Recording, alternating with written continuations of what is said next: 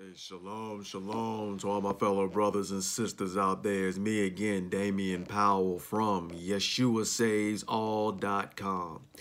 Peace be to you in the name of our Father, Yahweh, and our Master, the Son of Yahweh, Yeshua HaMashiach. So today, my fellow brothers and sisters, we'll be talking about, is it wrong to drink alcohol? This is a good question that I've been asked a few times, and it's only because people want to make sure that they're walking in the commandments of our Father Yahweh. They do not want to displease him. Okay, so let's just take a look at it. 1 Corinthians chapter 6, verse 9. We'll start there. Do you not know that unrighteous people will have no share in the kingdom of Elohim? Don't delude yourselves. People who engage in sex before marriage, who worship idols, who engage in sex after marriage with someone other than their spouse, adultery, who engage in active or passive homosexuality, who steal, who are greedy, who get drunk, who assail people with contemptuous language, who rob, none of them will share in the kingdom of Elohim. So, first off, we see in Paul's letter to the assembly of Corinth is that drinking was not the problem, but drunkenness is the problem, and no drunkard will inherit the kingdom of Elohim. Okay, so this topic has to be brought up because there's many who say that you can't drink alcohol at all. So we're just going to go through this whole study here. 1 Peter chapter 5, verse 8. Stay sober. Stay alert. Your enemy, the adversary, stalks about like a roaring lion, looking for someone to devour. So the question is, how can you be sober-minded when you're drunk? When you are drunk, you are not in the right state of mind, the same way as somebody smoking weed, getting high. It alters your mind state, okay? It opens up portals. So it means that you are not able to think rationally, and it opens up the doorway for Satan to tempt you into transgression. So let's make this abundantly clear. Satan can't make you transgress. He tempts you into transgressing, okay? That's what he does. He's the tempter. But everybody, as James says, they're led away by their own lust. And that lust brings forth the transgression. If it's conceived, it brings forth the transgression, and transgression brings forth the death. Okay, so what Satan wants to do is tempt you into transgression to get you to go against the commandments of our Father Yahweh. Now, we can see that drinking was allowed, as we see in Psalms chapter 104, verse 15. The complete Jewish scripture says, wine that gladdens the human heart, oil to make faces glow, and food to sustain their strength.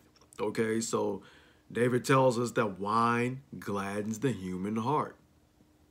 Okay, now let's look at Deuteronomy chapter 14, verse 26 in the Samaritan Torah.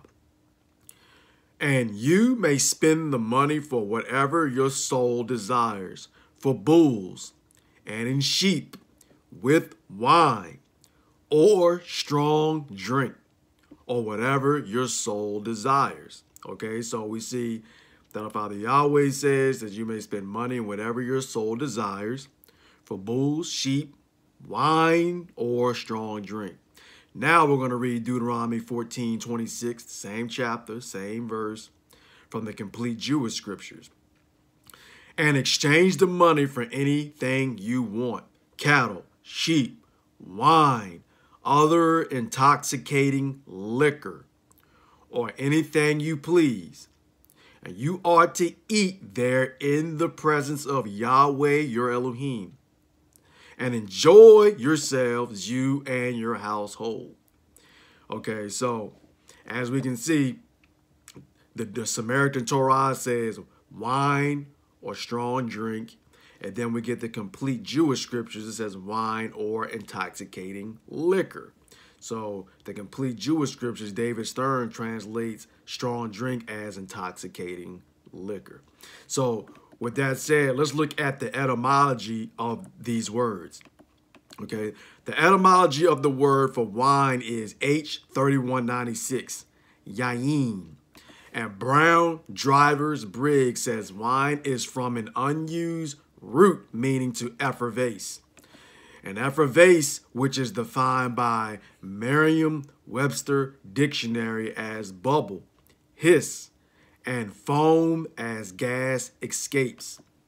And now let's look at dictionary.cambridge.org defines it as emit bubbles, as certain kinds of liquors, to effervesce, as sparkling wine. And then Strong says, from an unused root meaning to effervesce, wine as fermented, by implication, intoxication, banqueting, wine, bibber. Now, let's look at the etymology for strong drink. That's H7941, and that Hebrew word is shekar, and defined by Brown Drivers Briggs as strong drink, intoxicating drink, fermented or intoxicating liquor. So that's what we see the complete Jewish scripture translated as intoxicating liquor, just as the etymology from Brown Drivers Briggs says. And Strong's definition is an intoxicant that is an intensely alcoholic liquor, strong drink. Okay, so now let's look at Numbers chapter 6, verse 1 through 4 in the Samaritan Torah. And most of the ancient translations read the same way. And Yahweh spoke to Moses, saying, speak to the sons of Yisrael and say to them, when a man or woman makes a special vow of a Nazirite to dedicate himself to Yahweh, he shall abstain from wine and strong drink, intoxicating liquor. He shall drink no vinegar made from wine or strong drink, nor shall he drink any grape juice, nor eat fresh or dried grapes. All the days of his Naziriteship, he shall not eat anything that is produced by the grapevine, from the seeds even to the skin.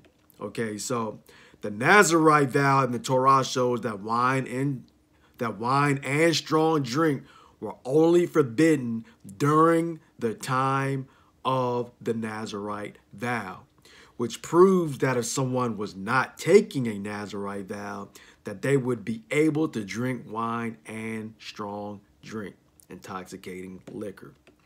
Okay, so as we see in the Torah that wine and strong drinks were allowed by our Elohim. However, he does not permit you to drink to become drunk. All fermented / intoxicating drinks can lead to drunkenness if one does not know how to control himself. Okay, so we're going to get into that in a little bit. Deuteronomy chapter 21, verse 18 through 20.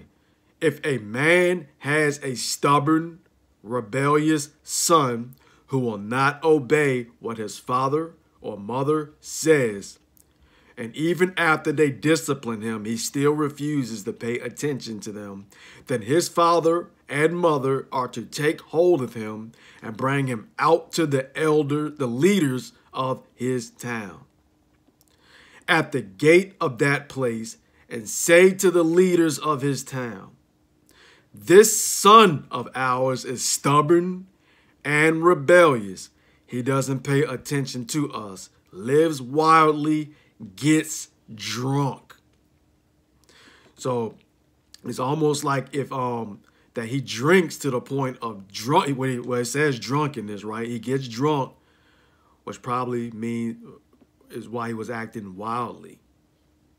Okay, and we'll see some other scriptures about this. So let's look at the Testament of Judah found in the 12 Patriarchs.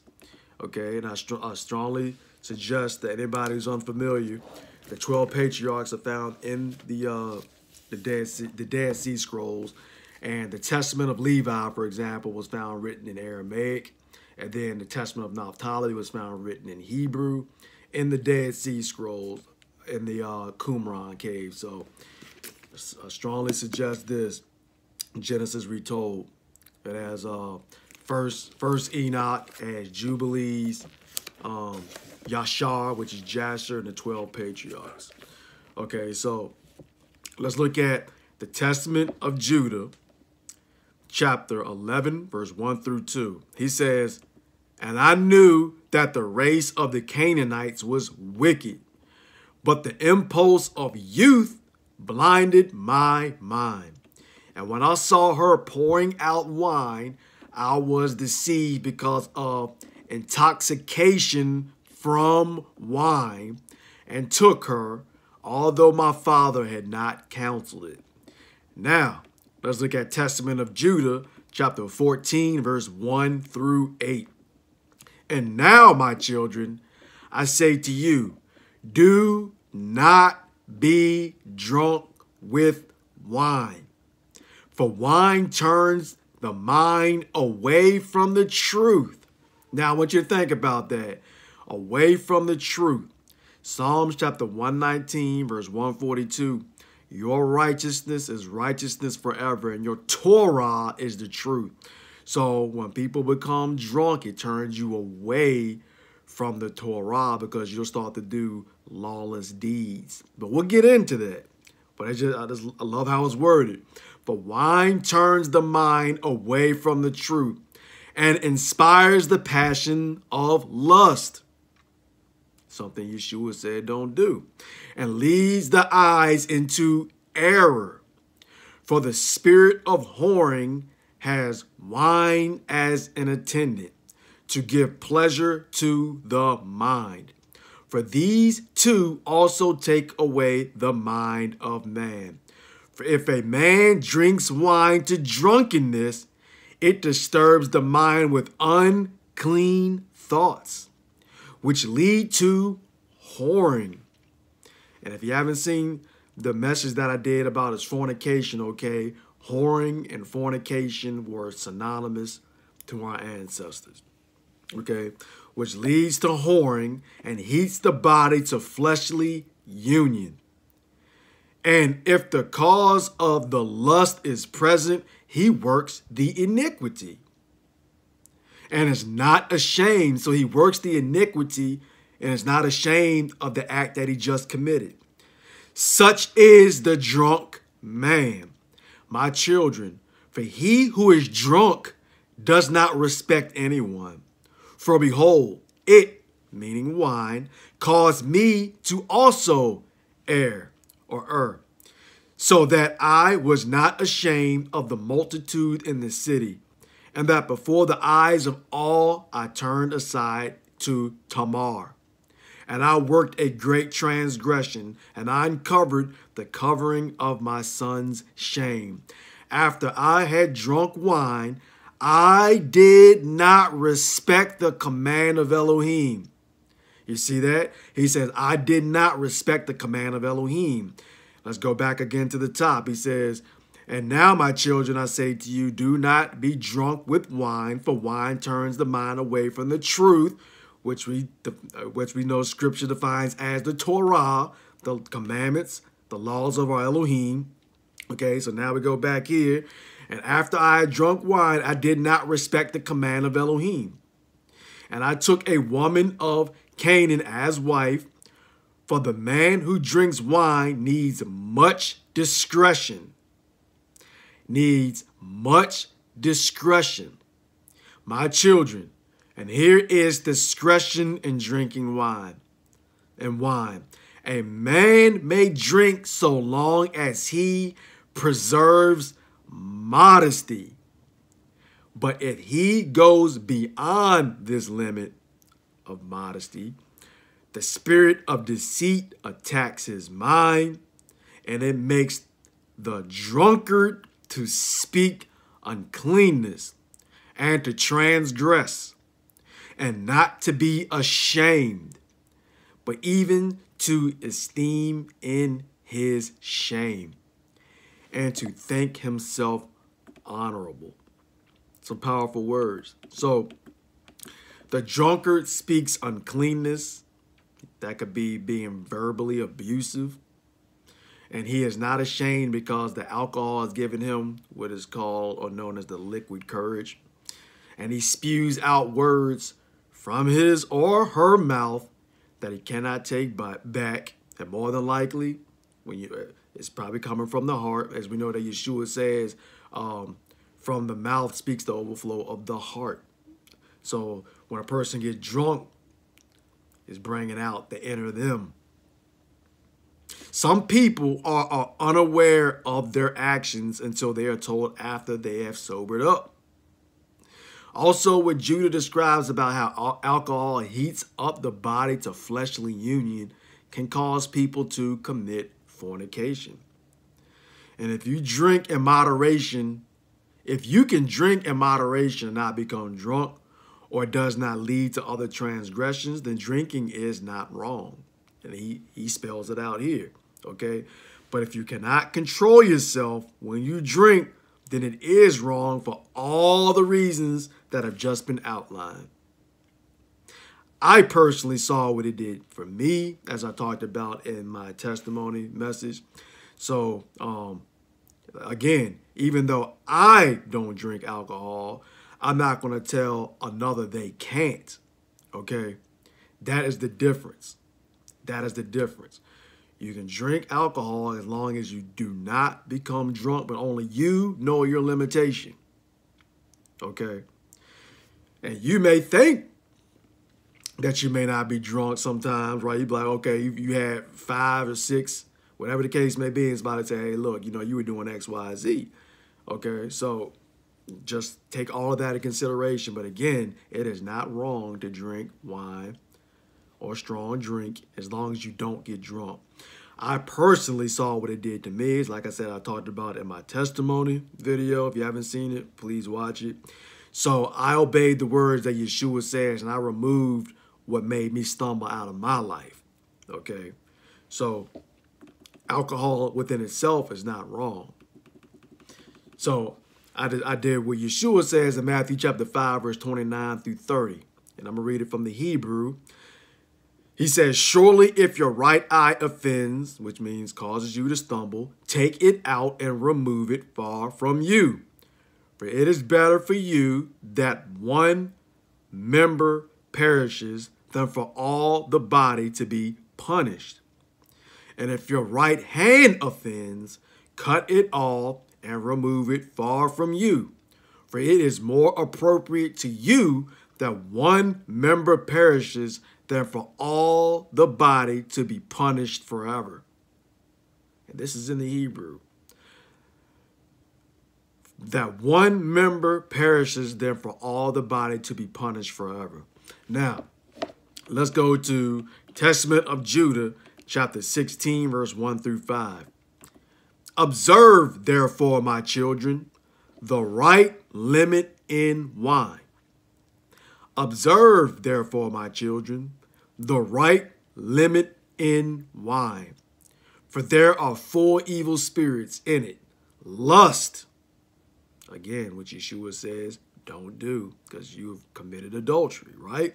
Lust, heated passion. So that lust, you see, that's the thing is the lust for, you know what I'm saying, in your heart. If you have that lust for somebody, it will usually lead to the action. So Yeshua, the point that he's making is that the intent is as bad as the action. The intent is as bad as the action, okay? So if you're lusting hardcore like that, it brings forth that heated passion, it can lead to transgression. So anyway, I just wanted to make that clear. Observe, therefore, my children, the right limit and wine, for there are 4 evil spirits in it. Lust, heated passion, wickedness, and greed.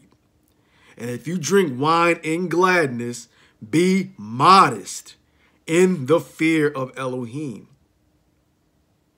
For if in your gladness the fear of Elohim departs, then drunkenness arises and shamelessness sneaks in.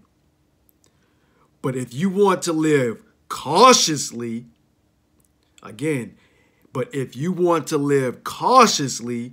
do not drink wine at all. That's the approach that I took personally. Lest you transgress in words of outrage and fightings and slanders and transgressions of the commands of Elohim, and you die before your time. So, Judah reiterates that if you're going to drink, to do it in moderation, as I've outlined above, and in the fear of Yahweh. But once that fear of Elohim departs, is when you become drunk, which then leads to lust, heated passions, wickedness, slander, and greed. Others start fights and are filled with words of outrage. These will be classified as angry drunks.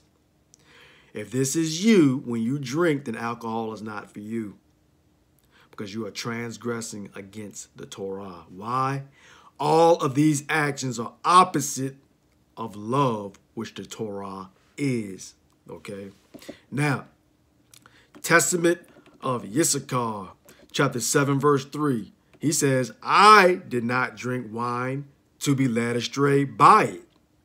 I did not covet any desirable thing that was my neighbor's. Okay, so as we see, Issachar chose not to drink wine to not be led astray by it. So this matches with what Judah said, where he says, but if you want to live cautiously, do not drink wine at all. So that's the approach that he took. 1 Timothy chapter 3, verse 1 through 3. Here is a statement you can trust. Anyone aspiring to be a congregational leader is seeking worthwhile work. A congregation leader must be above reproach. He must be faithful to his wife, temperate, self-controlled, orderly, hospitable, and able to teach. He must not drink excessively or get into fights. Okay, so as we see, Paul did not say elders / congregational leaders or the deacons, when you go on the rest of this, the rest of that chapter, could not drink. Okay, he said that they should not drink excessively, which means become drunk. 1 Timothy chapter 5, verse 23. Stop drinking water. Instead, use a little wine for the sake of your digestion and because of your frequent illnesses. Titus chapter 1, verse 7.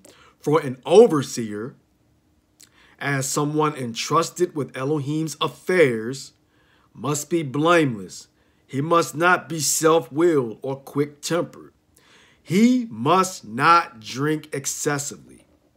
And the Aramaic says not excessive in wine. So it's the same thing, becoming drunk. Okay, so as we can see, the whole point is that you can drink, but do not drink excessively to become drunk. So it's the same, it's matching the same common theme throughout this entire message. Now, let's read Sirach, which is also found in the Dead Sea Scrolls. Sirach chapter 31, verse 25 through 31. Do not show your bravery in wine, for wine has destroyed many. The furnace proves the edge by dipping.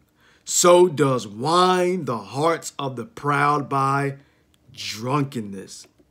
Wine is as good as life to a man if it is drunk moderately. So he says the same thing that Judah says. He says the same thing that Paul says, okay?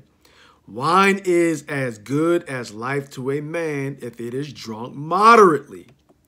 What life is then to a man that is without wine? For it was made to make men glad. So this matches what David said in Psalm 104, verse 15, is wine gladdens the heart. Wine measurably drunk and in season brings gladness of the heart and cheerfulness of the mind. But wine drunk with excess makes bitterness of the mind with fighting and quarreling. Drunkenness increases the rage of a fool until he offends. Drunkenness increases the rage of a fool until he offends. So he won't stop until he offends somebody. It diminishes strength and makes wounds. Do not rebuke your neighbor drinking wine, and do not despise him in his joy. Give him no despiteful words, and do not press on him with urging to drink. Okay, so many people will rebuke their neighbors for drinking wine when it's not supported in the scriptures. Rather, their personal convictions have become another man's law. I personally, like I said, don't drink for the reasons I stated above, but I would never tell anyone that it is wrong when it is not. It's moderation. Moderation is the key, but if you can't hold it, let it go. In conclusion, we see that drinking is not forbidden in the scriptures. The only thing that is forbidden is drunkenness, because we see the aftermath of drunkenness is transgression, and we know that drunkards will not inherit the kingdom. So if you know how to drink in moderation, then enjoy the beautiful gift that our Father Yahweh created to make the heart glad. But if you cannot control yourself, then let it go. Hallelujah. As always, may our Father Yahweh, Barak, bless you all in Yeshua's name. Shalom.